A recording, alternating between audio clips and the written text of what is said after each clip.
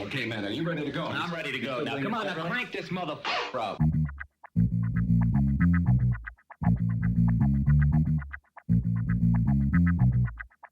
Break it down like this.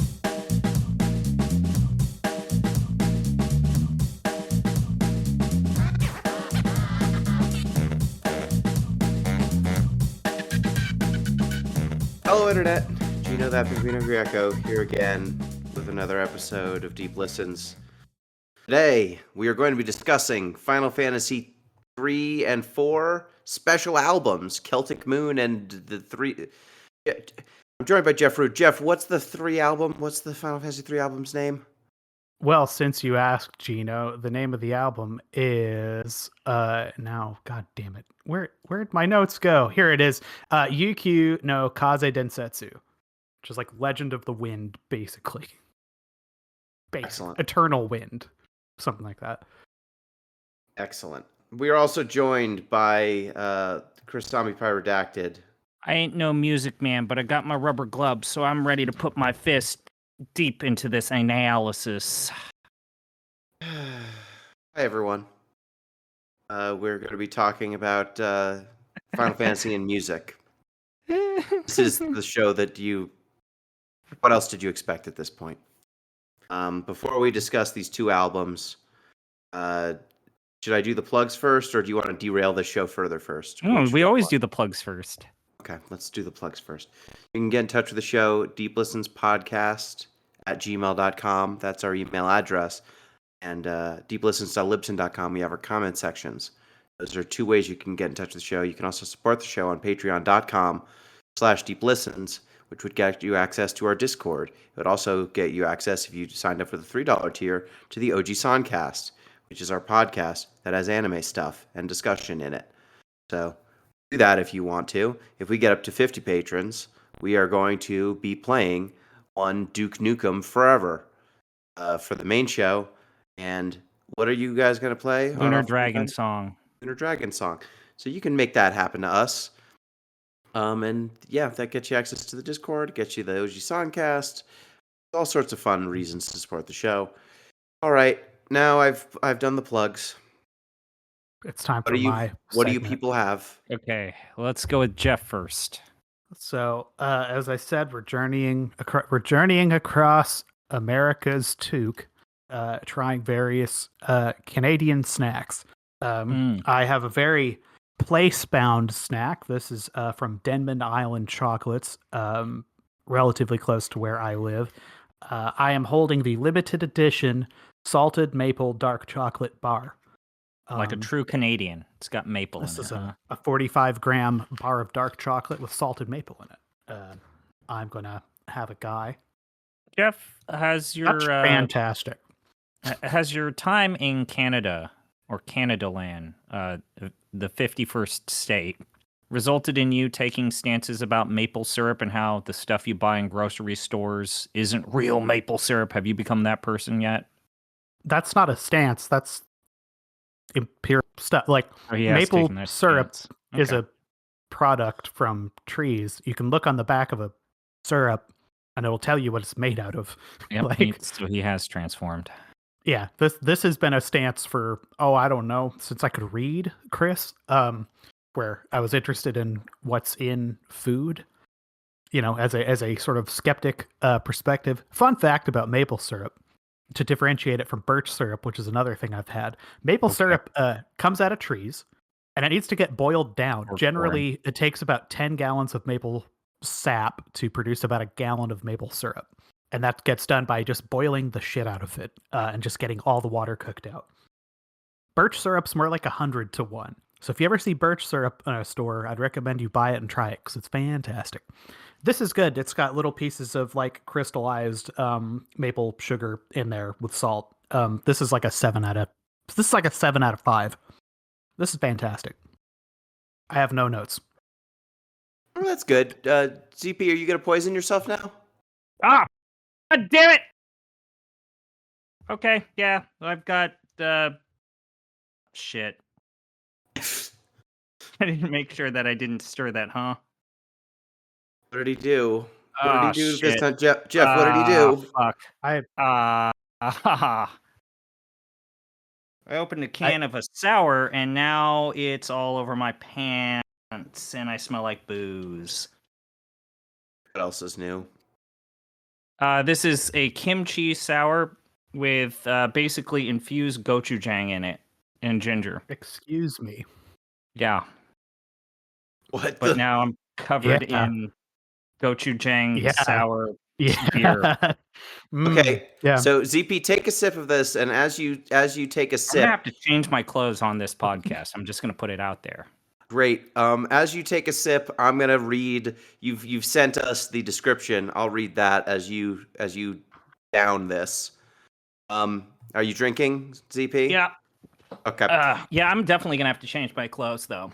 Good. Great. Oh wow, I can taste the ginger more than the gochujang, but I can taste a little tingling of a gochujang in here. Well, kimchi sour. Put down the chopsticks and pick up a pint glass made with our head brewer's very own kimchi culture. This kettle sour starts off tart with a gingery bite, then finishes with a peppery burst. It's a taste of Korea in liquid form. Yeah.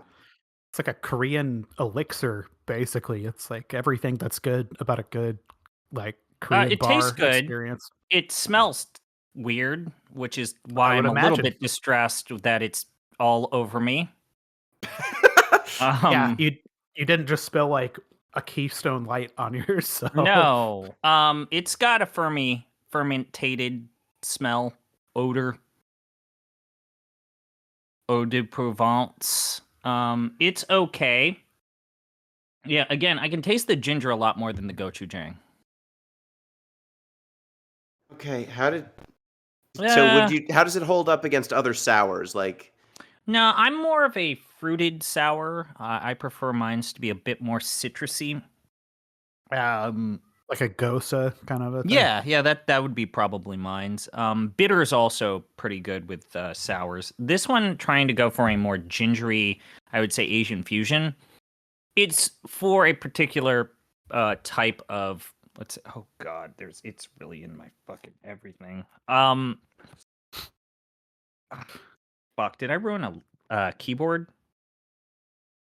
It's got a good accent. I would say if you like sours, which not everybody likes sours, it is worth a try. But try to open it slowly and make sure that you refrigerate it, otherwise it explodes on you. All right, give me 5 minutes. I'm gonna change. okay, Or well, I can change without muting. Yeah. of course, great. Just change into the microphone so that the listeners at home can get a sense of it. Just announce every Don't announce. item. Do not. I cannot emphasize enough. Do not announce every item as it goes on or off. Okay, Jeff. We got something for everybody. We do. The show is a show. Jeff. Okay. Yes. While he's changing his clothes. Yes. What a show we have. Why don't you tell the listeners who are not familiar with these two albums what they're about? Well, Gino. So a range album. So I'm gonna kind of give the same little brief spiel.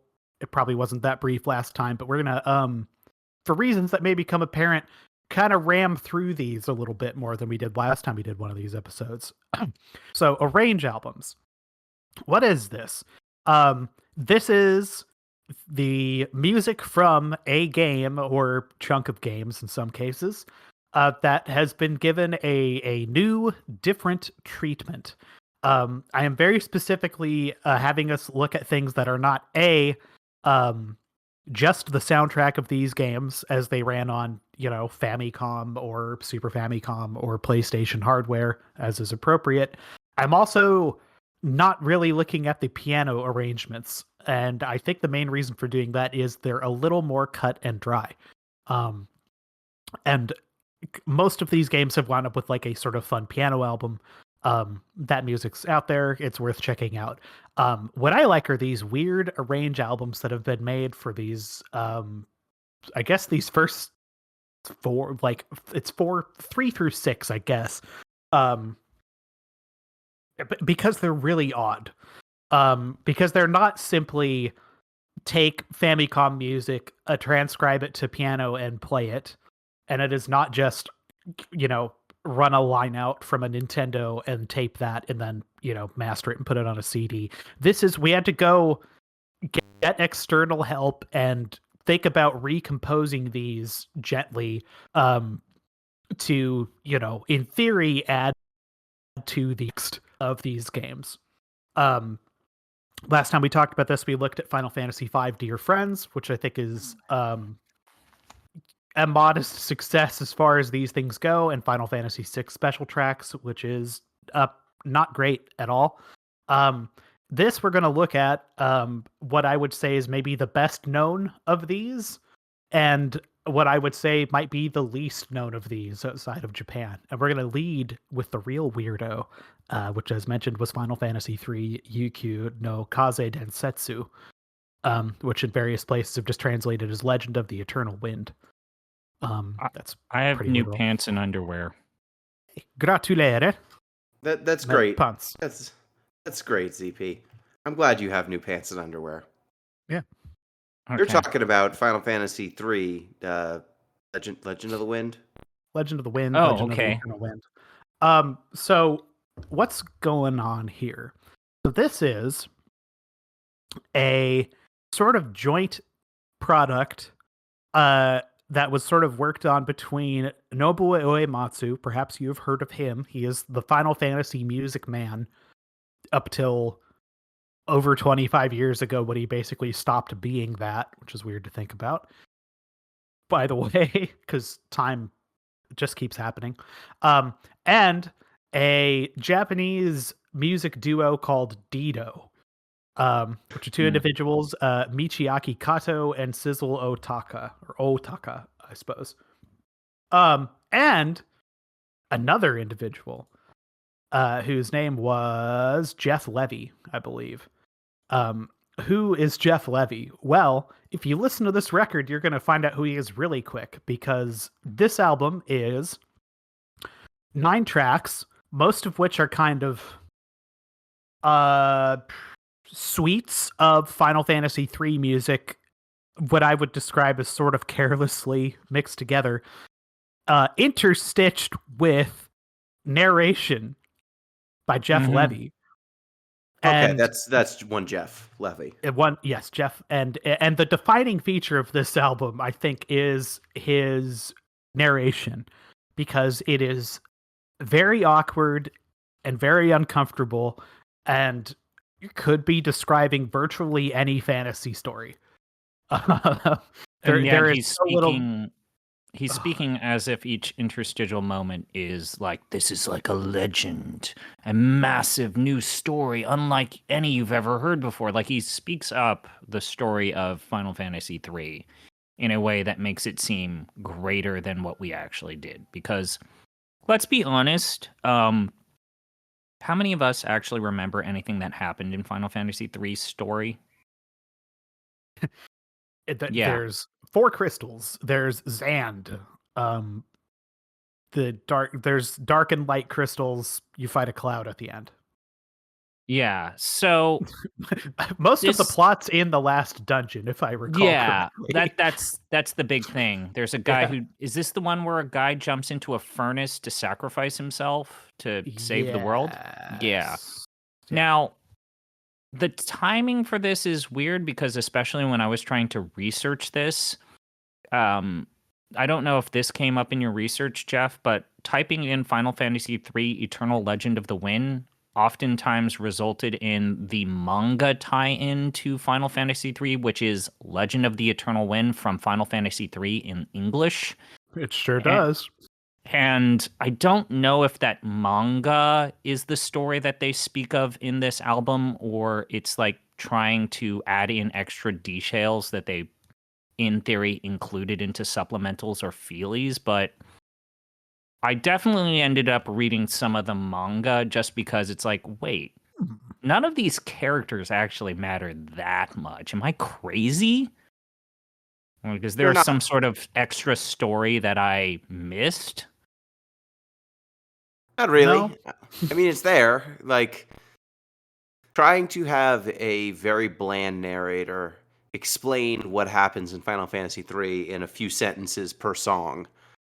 It makes it, just by virtue of how that is being told instead of in, NES storytelling format, it compresses things in a way. It fits everything into the fantasy mold that Final Fantasy III, I mean, its story doesn't pop, I don't think, in the same No. way. But if you have a person just dryly reading, and then Doga showed up, you end up with a sense that there was more going on there than I think there was. Yeah, as I recall, Doga's like a, the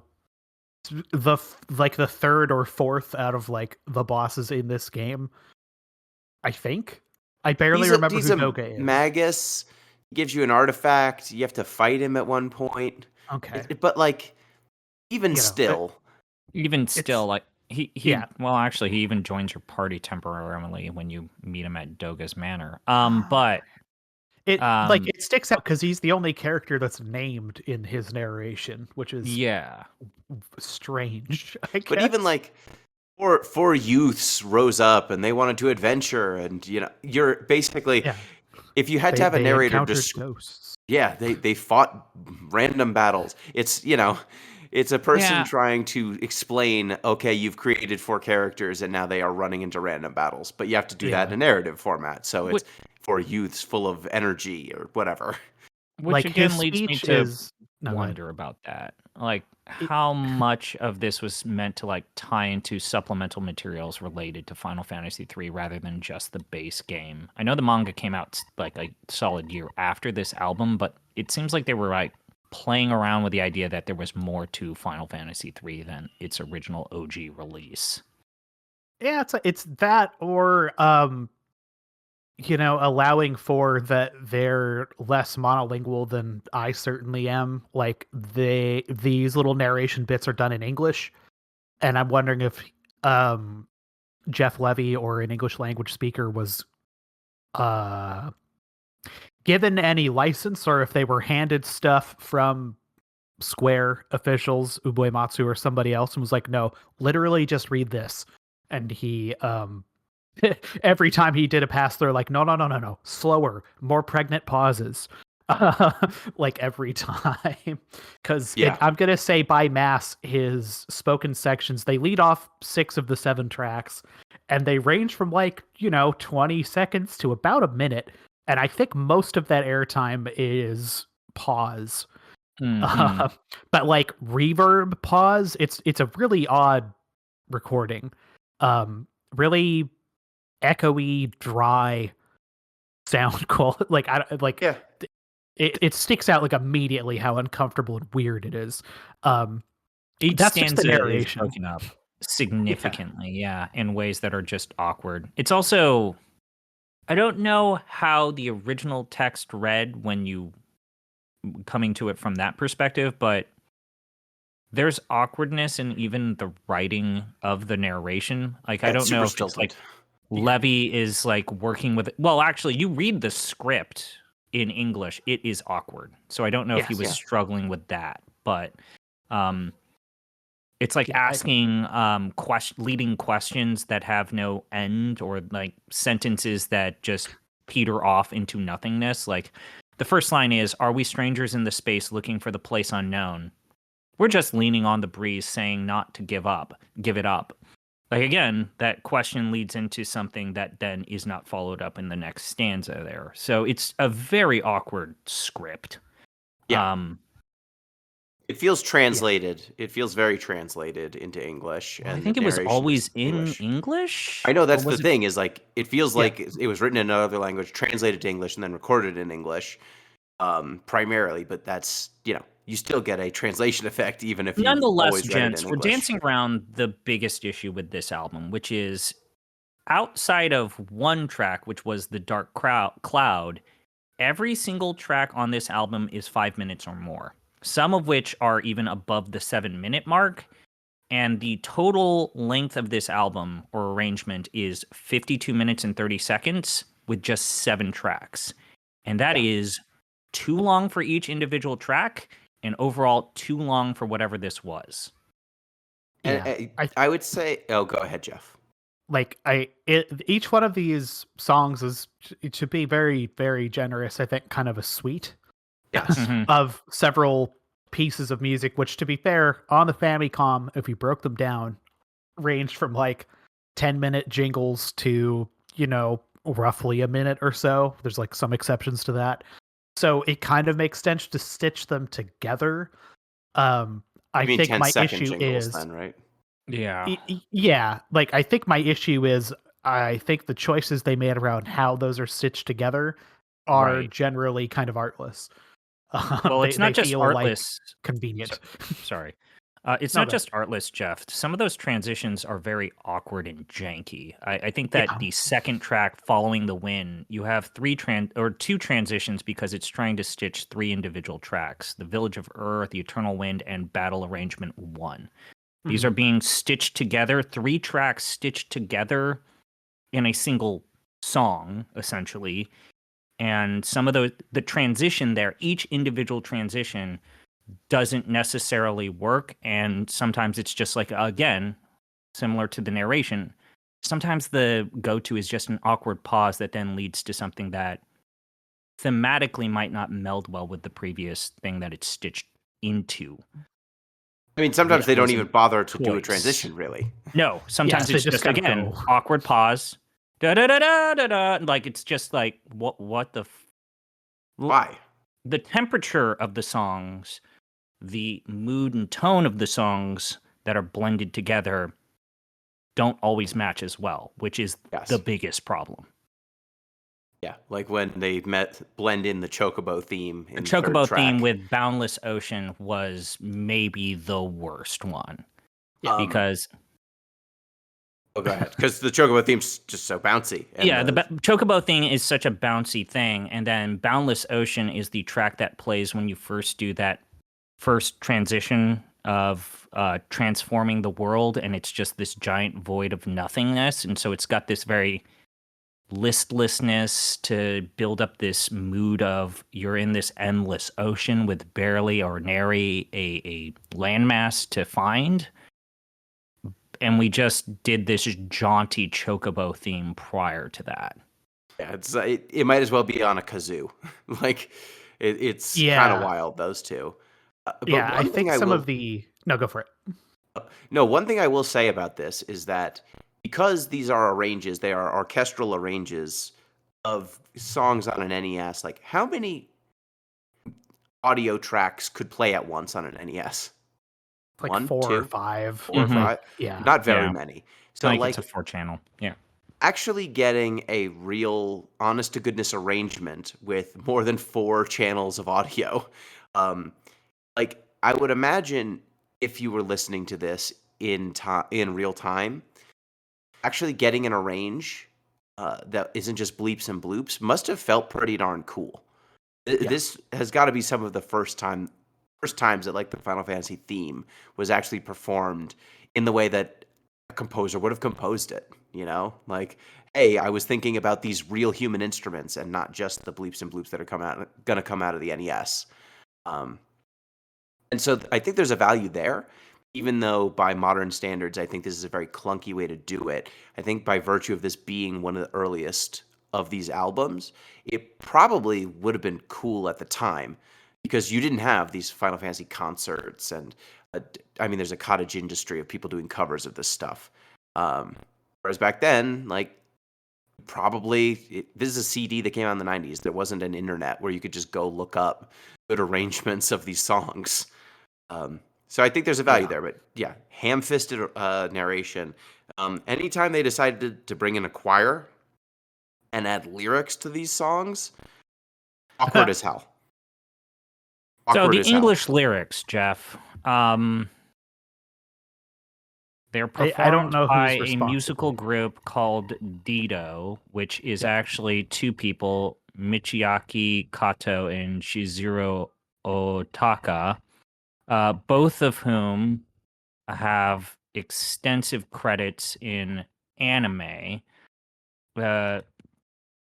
Michiaki Kato basically did a lot of, like, let's say, super morning anime television show in like the 80s and 90s, whereas Shizuru Otaka is like famous. Like she did the live action vocals for like Spirited Away and Dot Hack, Huh. and she's still doing music for anime. Like she did music well until her death like 2 or 3 years ago. So they paid people to do that. And those vocals, let's just say, as much as Otaka has, I would say, good foundational English, you can tell she is not completely comfortable singing in English. It's not necessarily like karaoke levels, but she is a very good singer. She's a very important singer, especially in the world of anime music. So that was the get. That was the big get, is to get Dito to do music, which was cool. But also, I don't know if they were used very well. Yeah, it's like it adds to. Again, I think like the worst parts of it are just kind of the cobbled together nature of it, because the vocal tracks, they are what they are.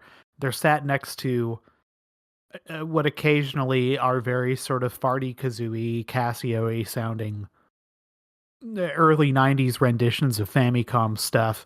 And then every once in a while something's on here that I think is actually kind of good. Good. I think the last two tracks, the Dark Cloud, which has basically got the last boss theme in it, and then Rebirth, the final track, which is basically just the ending music of the game, but arranged. I think those are both all right. Bar the narration. Well, yeah, I don't everything know if else I is a little completely. awk. I don't know if I completely agree, Jeff. Only because I think that it's a nice denouement, denouement. There you go. But what was the climax? And that's, I think, the biggest problem with this, is that we have a nice conclusion that's like tranquil and kind of like relaxing and easing into this sense of like a new untapped world.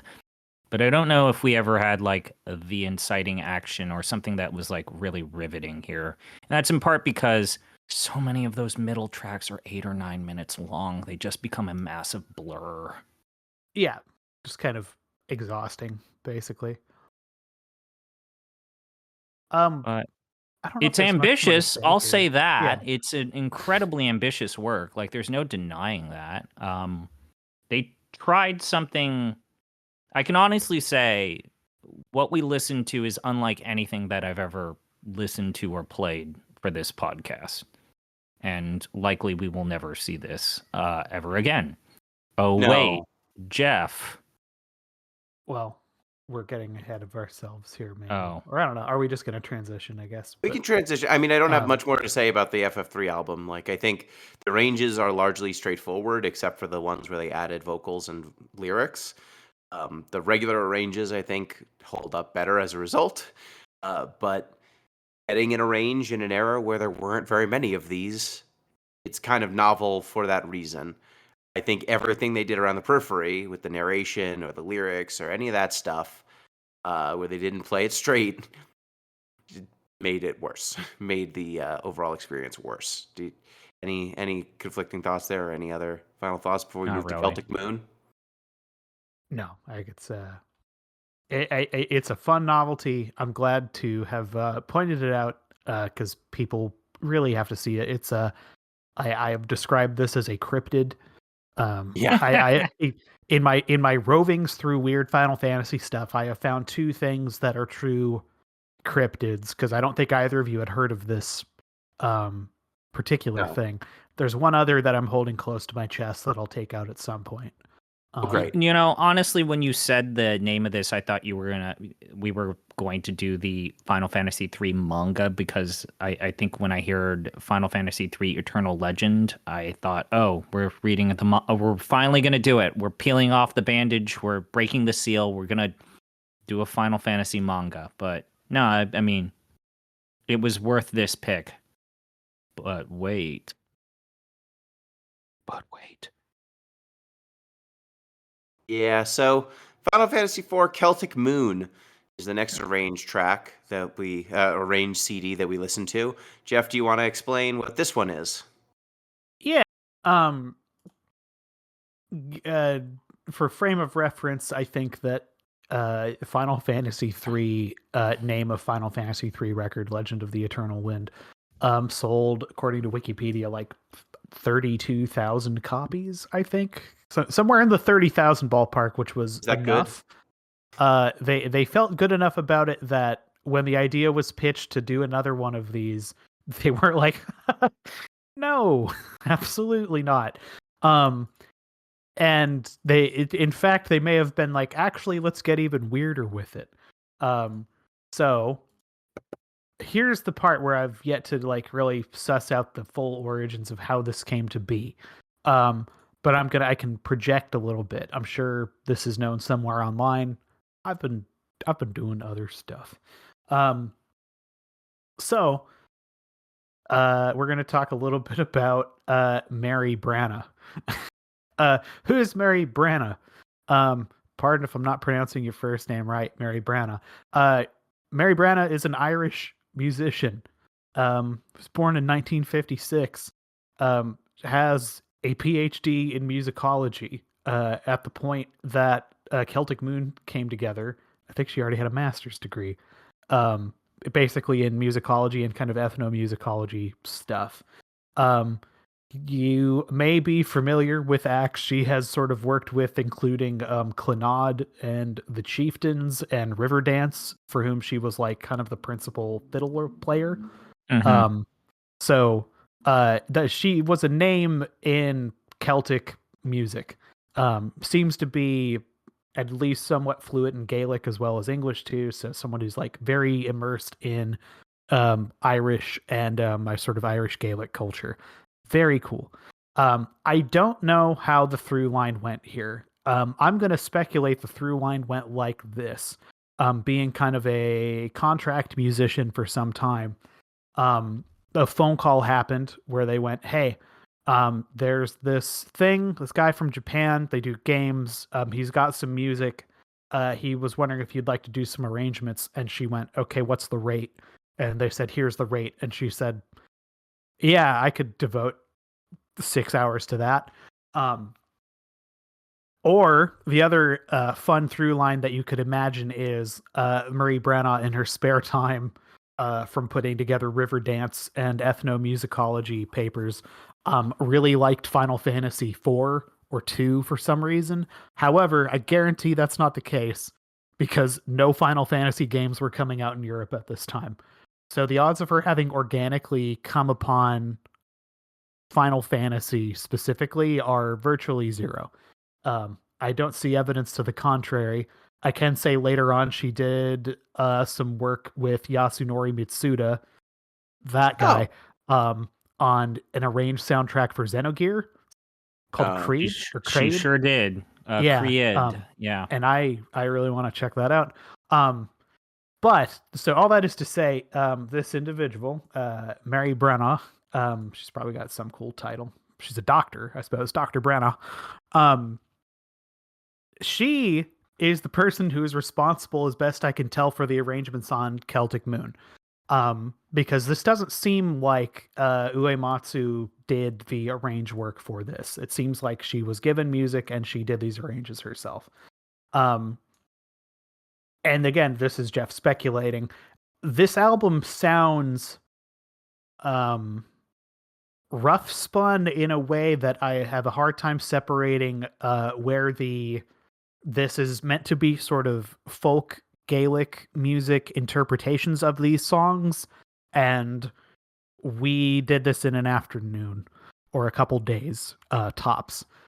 Because one of my favorite things about this album is the kind of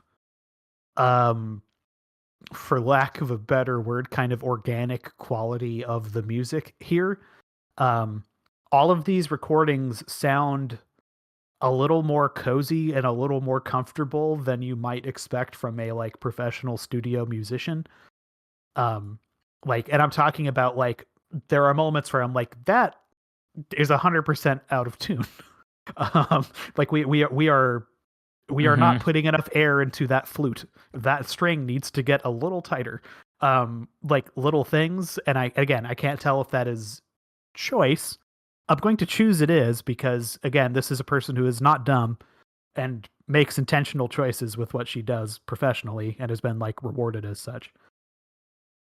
But it doesn't sound like snug, precise, and there are different ways that you're going to feel about that. I think there's no better example to lead off with than kind of the opening track, which is the Final Fantasy prelude done on a harp, which is, I'm going to guess, kind of what Uematsu had in mind when he was writing that song very hastily. That's kind of a known story. It's being played on a harp that doesn't have, like there's only so many strings on a harp. So they can't climb up like all the octave steps that you need to really replicate the actual thing. So they kind of wind up sort of bouncing around on that top octave to sort of compensate, which is a cool creative choice, I think. Then this flute comes in and it's like basically tuned, but it's not all the way tuned. Not all the way tuned. And it's specifically like the last note that's kind of sustained for a while. It's just, I think it's like a hair flat, but the thing about a hair flat is if it's just like, a bop, you're like, huh. But if you sit there and sustain it against, intentionally tuned instruments, it becomes pretty obvious. And they hold that last note, that last little C chord for a while. And it's interesting because there's no way you don't notice that unless you're doing it intentionally. But I kind of like it on the other hand because it's raw sounding, and that rawness kind of carries across. Most of this record is done with actual acoustic instruments. There's a handful of like digital stuff that's done. There's a little bit of Casio sort of choral stuff in the background every once in a while, but it's largely like I think done in camera, so to speak. And I think this is like a wild success. I think of these records, there's only one of these sort of arrange albums that I think even kind of touches it. Yeah, I was gonna say with all these like complaints about little nuances here and there of the instrumentation or the playing, or there's a little bit of it that feels rushed. This album whips. I thought. It's incredible. Yeah, this album's so good. Like, I enjoyed the Celtic reinterpretations of every song on this. I wish that this was available to listen to more easily. I think that many of the songs really fit the reinstrumentation well. And I also like that, unlike the Final Fantasy III album we talked about, where it's a pretty straightforward orchestral reinterpretation of songs that otherwise would have been NES, there's some synths, there's some strings, there's some flutes, etc., etc. This is actually transfiguring this album, the Final Fantasy IV soundtrack, into a completely different style, which is something that I think future Final Fantasy arranged albums have done. If the Black Mages, right, like that band, the whole thing is, what if we took a Final Fantasy song and made it rock music? Yeah. Or, some of the piano arranges that kind of tone everything into more dynamic piano. I think this just turning it all into Gaelic music super works. Really interesting standalone. I think if you just played it and didn't know it was Final Fantasy music, I think it would hold up just fine. Yeah, your ma would like it, kind of. Exactly. Yeah. I think it's just a real win here. Like, of the arrange albums that we've listened to, I think this is the best. Oh, by far. Yeah. By a lot. And like there are set like most, not all, but most of these tracks will even like they'll kind of do a sort of a literal arrangement for the first, like 2 or 3 run throughs. And then it will literally just kind of shift very organically, cleanly, smoothly, professionally, brilliantly into reels, basically, which is that kind of like 3-4 time, like river dance sort of music you think when you think about like, oh, Irish music. You think da da da da da da da da da, 3-4 times sort of thing. Like when they do that for I think it's just called the main theme of Final Fantasy IV on the album, but it's the overworld music. It's it's the overworld music, and that shifts into this reel that is amazing because it's keeping the sort of melody of the overworld music, but just shifts the entire like backing track into sort of 3-4 folk dancing time. And then we're doing organic math just rock. adds to it. Yeah. Well, a little bit of math rock, I suppose, but like it does it so seamlessly and so brilliant. Like I don't know, it's just fantastic. Like so good. When I said math rock, I was just thinking like things that play with time signatures. Jumping back and forth. Jeff music, basically. Yeah. Shout out to the math rock people in our Discord. Yes. We were just talking about how the transitions in the previous album were awkward and sometimes out of place. The transitions between tracks in this album are seamless. Sometimes like artfully seamless, because you go from that. The prelude opens the album with the arpeggios from that Irish harp, and then it goes into the prologue, and eventually we find ourselves more in the jaunty chocobo theme, and then we go downward in mood and tone with Into the Darkness. So it knows how to do the emotional and temperature changes so masterfully, because it knows when to put in lower tracks after medium to higher tracks. And I think that the one thing that stuck out to me in the middle is the main theme of Final Fantasy IV, I think, is a tale of two halves. I think the first half of that song is very good, with someone just going insane on the xylophone. But then after that, it becomes somber and downbeat in the same track, and it seems like the second half of the entire song is just the wrong tone set for that, because that guy on that xylophone had some fun. And then we have those more like relaxing tracks. Welcome to Our Own Town starts off very relaxed before getting a more chocobo treatment with a new rendition.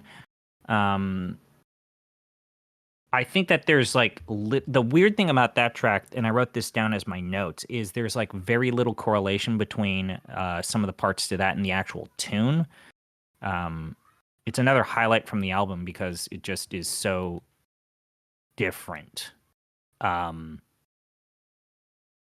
And I think that the second half of the album I like a little bit more than the first half of the album.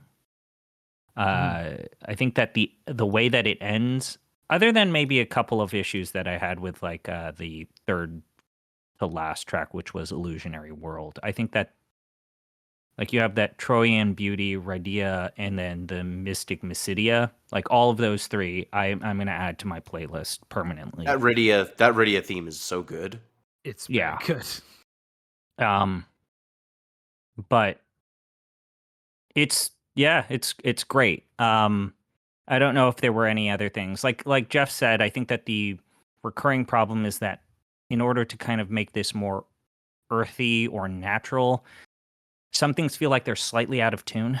There's a stringiness to anything that is a harp or a fiddle, which I like, but there are a couple of parts with lutes that I feel like just if it was a little bit less stringy, I think I would have liked some of those tracks better. But they fit. I don't think there was a single track that I really hated other than maybe Mystic Mysidia, which I think was, of all of the tracks, the one where it felt very out of tune, like more so than others. I think also some of this is just some of the songs in Final Fantasy IV are more iconic and maybe a little bit better than others too. Like Rydia, the Rydia theme, you got a lot to work with. It's a good theme to begin with, and doing an arrange of it. I think we're just gonna like it more than I don't know that Mysidia was like my favorite in the original FF4 soundtrack. And then if things are a little out of tune, there's a little bit less forgiveness as well. Do we want to rank these? Pretty good. Yeah, I recommend Celtic Moon much like everyone else. It's definitely interesting. We oftentimes for this podcast, I feel like we the two things that I always enjoy doing. I like doing the good games and I like doing the weird games. I hate doing the mediocre games or the ones that are kind of down the middle. And this experiment here was very weird. And I think that's what made it better. Yeah. I liked both of these more than some of the other ones we've only done a few albums, but I think I like these more than Dear Friends and definitely more than Special Tracks. Yes. All right. Let's get to ranking. So for those who don't constantly look at Deep Final, let's see what it.ly/Deep Final. For those who don't always have that open, our current rankings are as follows. Number 1 in our ranking of fantasies, Final Fantasy VI, followed by 9, 10, 7, 8, 7 Remake, 4, 5, 12, Final Fantasy Trading Card Game, Lightning Returns, Final Fantasy 13, Stranger of Paradise, Final Fantasy Origins, Final Fantasy 1, Legend of the Crystals, the movie, Final Fantasy 3, Dissidia, Final Fantasy Opera Omnia, 10-2, 15, 13-2, Final Fantasy 7 Advent Children, Final Fantasy 7 The Kids Are All Right, a Turk Side Story, The Spirits Within, Final Fantasy 7 On the Way to a Smile, Kingsglaive, Final Fantasy 15, Mobius, Final Fantasy, A King's Tale, Final Fantasy 15, Brotherhood, Final Fantasy 15, Final Fantasy 7 Last Order, Final Fantasy 7 First Soldier, Final Fantasy 14 Hikari no Otosan, Final Fantasy 5 Dear Friends, 2, 11 World of Final Fantasy, Mystic Quest, 10-2 Last Mission, 13 Brave Exvius, 6 Special Tracks, the album, Final Fantasy Unlimited, the anime, and Final Fantasy All the Bravest, the mobile game that is pure exploitation and barely a game. Way to go, All the Bravest, for beating out Unlimited. Unlimited I thought it was going to stay the bottom forever. But good on you for being a real piece of shit. All right, so where do we think... first, let's go with Final Fantasy III Legend of the Eternal Wind. Sure. What is the lowest rank musical thing that we have? Probably Special Tracks. It's Special Let's go Tracks. from there. Third to last. Yeah. I think that it feels appropriate to put this one against Special Tracks first and then go from there. This is better than Special Tracks. Yeah. Yeah. It's got more creative merit to it, I would argue. Going I up think from so. there. Yeah. That's we like it. So we're in, we like it more than Dear Friends. I personally do not. I think it's maybe more interesting than Dear Friends in some ways, but I think it's less artfully put together, and I think it gets in its own way with its dumb narrator thing. That's true. Okay. But my question is, would I play Final Fantasy II before listening to this record? With all the warts that game has. So yeah, is Final Fantasy II below that? Because I have a real hard time ranking this above an actual video game. Yeah, that's Final just Fantasy it. V Dear Friends is already above it. Yeah, I but would it's probably interesting. I would listen to this before I played Final Fantasy 13 again. Yeah, So you want to put this above 13 but below 2? somewhere in there, because so it goes 2, 11, World of Final Fantasy, Mystic Quest, and then Last Mission. I think this is better Ooh. than Last Mission. Yeah. Do you think it's better than 11 though? I don't think so. No. No, I think Mystic Quest might have better music. Oh yeah. As a game. So What if we put it above Last Mission and below Mystic Quest? Makes sense to me. Yeah, that makes perfect sense to me. Okay. In a sense Congratulations. that none of this makes sense. Yeah. No, Congratulations. I mean, our list doesn't make sense. It's not made sense for years. I don't know. Yeah. At this point, there's almost a discussion for us to be had where it's like, do you want to record a podcast where we Nope, relitigate the no, list, we can't. or Nope, we we just can't. stop doing the list? What if we No. stop The doing wisdom the of the list? ancients, but we're the ancients. What if No, we no, no, stop no. doing a list, Gino? We're not going to do that. Between congratulations, Final Fantasy III: The Legend of Eternal Wind. You are the number 36th best Final Fantasy thing, just below Final Fantasy Mystic Quest, and just above Final Fantasy X-2 Last Mission. Now, Celtic Moon. Let's move up. Mm-hmm. So we at the all top think of it's our better than list, Dear we've Friends. got Final Fantasy VI. Yes. Yeah, this is better than Dear Friends. I think this is Yep, better than by a lot. almost every ancillary thing they have ever made, including most of the films. Personally, like I think it is Ooh. that good. I mean, like- our highest ranked film is Legend of the Crystals, and that's because Legend of Crystals is fucking fun Yeah, as shit. you know It's that like thing an gets its ironic love. flowers. It's not true Beyond love. that, the next, yeah, it's a fun little thing. Yeah. The next not game thing below that is Advent Children. There's kind of a block of this. There's Advent Children, the Turkside story book, The Spirits Within, On the Way to a Smile, the Kingsglaive film. I like this more than Spirits Within. To tell you right now. Yeah, I think that this might be the most we've probably better than a enjoyed. book I don't remember. Well, what is the highest ranked media thing? Non-game media thing. Legend of the Crystals. Okay, so it Oh, goes well, the above trading that. card game is. Trading card game, yeah. We ain't gonna mess with that. Yeah, that's a Like, good game. the thing about Advent Children being on the top of that block is like, yeah, I know, but it's fan service. look, man, I was 17 once. Like that's a big old syringe that says Jeff feels real good. Yeah, you know, but let's also not pretend that the Final Fantasy IV Arrange album isn't also fan service in a way. Though I think it that's holds true. up better. Yeah. I think it holds up better, probably. Yeah.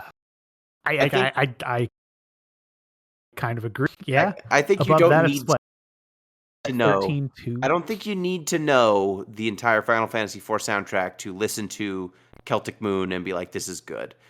Whereas Yeah. Advent Children is nonsense if you are not you don't already know the deeply source invested material. in Seven. Yeah, it's indecipherable. Yeah.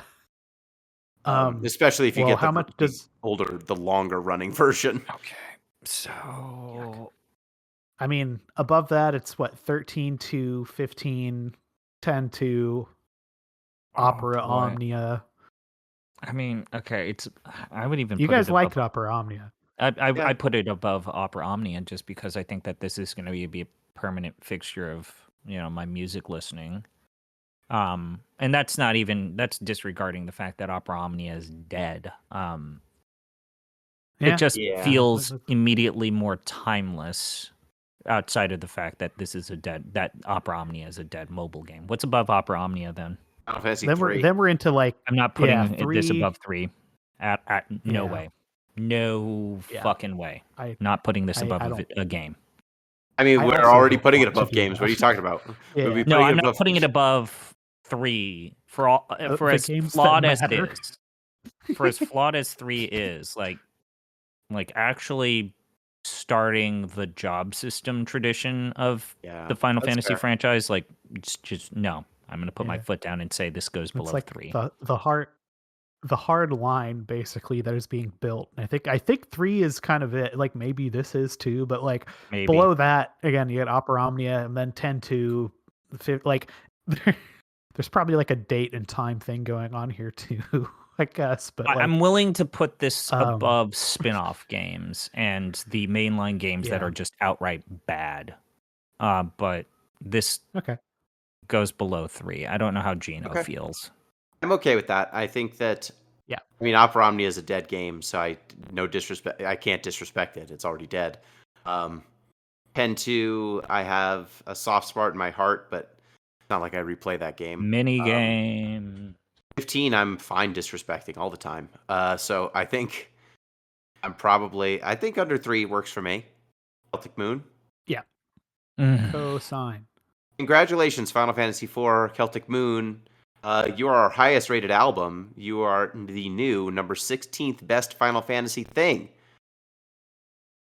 Which means our new list is 6, 9, 10, 7, 8, 7 remake, 4, 5, 12, trading card game, Lightning Return, Stranger of Paradise, 1, Legend of the Crystals, 3, Final Fantasy IV Celtic Moon, The City Opera Omnia, 10-2, 15, 13-2, 7 Advent Children, 7 The Kids Are All Right, a Turkside Story, The Spirits Within, 7 On the Way to a Smile, Kingsglaive Final Fantasy 15, Mobius Final Fantasy, A King's Tale Final Fantasy 15, Brotherhood Final Fantasy 15, Final Fantasy 7 Last Order, Final Fantasy 7 First Soldier, Final Fantasy 14 Hikaru no Totan, Final Fantasy 5 Dear Friends, Final Fantasy 2, 11, World of Final Fantasy, Mystic Quest, Final Fantasy 3, The Legend of Eternal Wind, right? This is why Off the Deep End only reads top 3, bottom 3. 10-2 Last Mission, 13 Brave Exvius, 6 Special Tracks, Unlimited, and Final You Fantasy already All the read this- Bravest. Now it's got the new order. Okay. Now it's got the new order. Let him have his fun. This is going to, at some point, take up more time than my food reviews. The day shall come, Gino. And when that day The comes, I shall will not come. read the whole list. Okay. But you All can right, do. so Gino, Yeah, it keep it in mind when you do your food reviews. Yeah, Gino, it is your time to pick a game. Yes. I forget what was the last thing you picked because I can't World of even Final remember. Fantasy. Oh, World of Final Fantasy, right. So you normally have a tradition of picking things that are at least interesting and or good. Yeah, and I was tricked by Final World of Final Fantasy. Fantasy. I didn't know it was going to be Oh, bad. I know what I'm picking, Jeff. I know what I'm picking. So it's my turn to pick, and Jeff, you picked something musical, and you inspired something within me. Oh. I wanted to listen to music, and I also want to play a game. And thankfully, Final Okay. Fantasy series is very happy to oblige with my desires. I want to play Fiat Rhythm Final Bar Line. Okay, we're gonna play something good. Oddly enough, I went to a round 1 and played the arcade game, so that was an odd thing that I did recently near the winter times. I'm gonna just say this game whips. I played it in an arcade. I played one round of Final Bar Line. Oh, my sweet in an summer child. arcade. The arcade game's actually different, but we'll get into it when we record I know, this but podcast. that inspired me. That was what I was like. Oh, I want to play the home. I want to play the home version. This is mysteriously only available on Switch and PS4. It still has yet to get a Series XS port, PC port, Oh, or a they'll PS5 They'll port. never do that. They'll never do it, but I mean, it'll run on a PS5 already is the thing, so they don't even have to do that work. But that they won't release that on Xbox. they won't release it on PC either. But yeah, you have 2 ways to play this. Either way you go about doing it, Yeah. Either This the was a- second best selling console of all time or the third, like it's pretty available. This is a game that basically salvaged the Fiat Rhythm franchise, which they have now once again curiously left derelict for like the 14th millionth time. I mean, Jesus Christ. It's good. I like this. This is a good pick. Yep. Thank you. I'm glad that you enjoyed the pick. Let's play this. Let's come back. I don't know how many episodes we need to play this, but let's start with one. See where we get. And Thank you. thank you, ZP.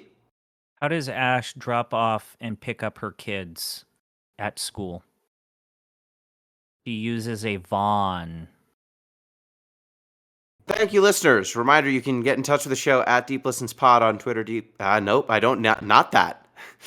Deep Listens Podcast at gmail.com. That's our email address. And deeplistens.libsyn.com. We have our comment sections. You know what? My autopilot went on, and I am needing to conscientiously turn it off. And you can support the show on patreon.com/deeplistens.